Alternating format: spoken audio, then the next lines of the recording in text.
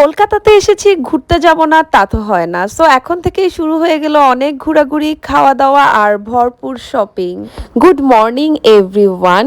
এটা হলো আমার কলকাতার ডে ট্যুর ভিডিও। কি কি করলাম ডে টুতে তা নিয়ে থাকছে আজকের ব্লগ। সো সকাল সকাল আমরা ঘুম থেকে উঠে যাই, আর ঘুম থেকে উঠে ফ্রেশ ট্রেশ হয়ে রেডি হতে চলে এসেছি। আর এইদিকে আমার কাল রাতে খুব ভালো একটা ঘুম হয়েছে, আর মুখের মধ্যে খুব ছেট্টা খাট্টা একটা পিম্পল উঠে গেছে। সো আমি সানস্ক্রিন দিয়ে হালকা পাতলা একটু মেকআপ করে নিয়েছি, খুবই হালকা পাতলা, যেহেতু বাহিরে অনেক গরম। সো হেভি মেকআপ করিনি।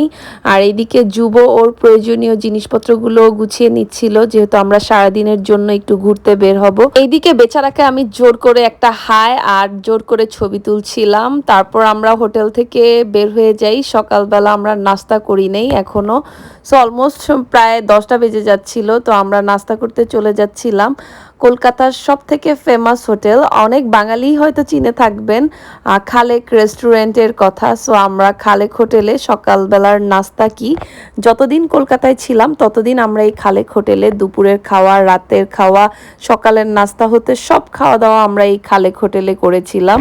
আমি তো এখনো বাংলাদেশে আসার পর এই খালেক হোটেলের মজার মজার খাবারের কথা এখনো ভুলতে পারি না। আপনারা কে কে কলকাতায় গিয়ে এই খালেক হোটেলের মজার মজার খাবার ট্রাই করেছেন কমেন্ট করে জানাতে পারেন, অ্যান্ড আপনাদের রিভিউ কি ছিল খালেক হোটেলের খাবার নিয়ে সেটা বলতে পারেন। আমার তো খুব পছন্দের খাবার ছিল খালেক হোটেল। নাস্তা করা শেষে যেহেতু বাহিরে অনেক গরম, আমরা একটা এসি ট্যাক্সি বুক করে ওদের মিউজিয়াম দেখতে চলে যাই। তারপর ওখান থেকে আমরা চলে যাই ওদের বিখ্যাত হাওড়া ব্রিজ। সবাই এই হাওড়া ব্রিজের কথা এত বলেছিল, তো এই হাওড়া ব্রিজ দেখতে চলে গিয়েছিলাম। জাস্ট সিম্পলি একটা ব্রিজ, তবে সবাই বলেছে রাতে নাকি এই হাওড়া ব্রিজ অনেক সুন্দর হয়, লাইটিং থাকে। তবে আমার রাতের দৃশ্যটা দেখা হয়নি। তারপর আমরা চলে এসেছিলাম ভিক্টোরিয়া মেমোরিয়াল পার্কে। আমার সব থেকে বেশি ভালো লেগেছে এই ভিক্টোরিয়া মেমোরিয়াল পার্কটা, এত বড় অ্যান্ড এত সুন্দর।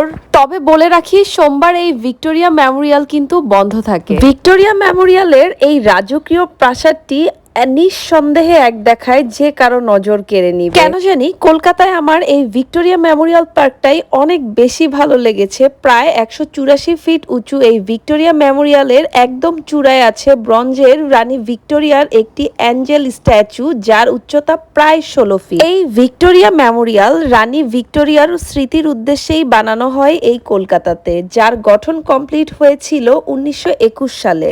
এই সাদা মার্কানা মার্বেল দিয়ে তৈরি ভিক্টোরিয়া মেমোরিয়ালটি তৈরি করেছে ব্রিটিশরা। এরপর ভিক্টোরিয়া মেমোরিয়াল ঘুরে আমরা চলে গিয়েছিলাম কলকাতার সায়েন্স সিটিতে। এই সায়েন্স সিটি এমন একটি জায়গা, এখানে বাচ্চা থেকে শুরু করে বড়দের সবারই খুব ভালো লাগবে। সো আমরা এখানে গিয়ে অনেকগুলো 3D অ্যাক্টিভিটিস দেখেছিলাম, আমাদের খুব বেশি ভালো লেগেছে। তারপর আর কোথাও না ঘুরে সোজাসুজি খালেক রেস্টুরেন্টে চলে আসি। এখানে লাঞ্চ কমপ্লিট করে হোটেলে গিয়ে লম্বা একটা রেস্ট দেই। তারপর বিকালে আবার বের হয়ে যাই। আমরা এরকম যতদিন কলকাতায় ছিলাম সকাল থেকে বিকাল পর্যন্ত ঘুরে রেস্ট নিয়ে সন্ধ্যায় একটু নিউ মার্কেট এলাকায় ঘুরতে বের হয়েছিলাম। আর কলকাতায় এসে আমি তো ওদের পানিপুরির প্রেমে পড়ে গিয়েছিলাম। প্রত্যেকদিনই প্রায় 3 থেকে 4 প্লেট পানিপুরি খেতাম। সো সন্ধ্যার সময় এরকম কলকাতা নিউ মার্কেটে ঘুরতে যেতাম, আর এরকম ছোট ছোট অনেক শপিং করেছি টুকিটাকি। সো সেগুলো নেক্সট ভিডিওতে শেয়ার করব। সো নেক্সট ভিডিওতে আরও থাকছে ঘোরাঘুরি অ্যান্ড শপিং ভিডিও।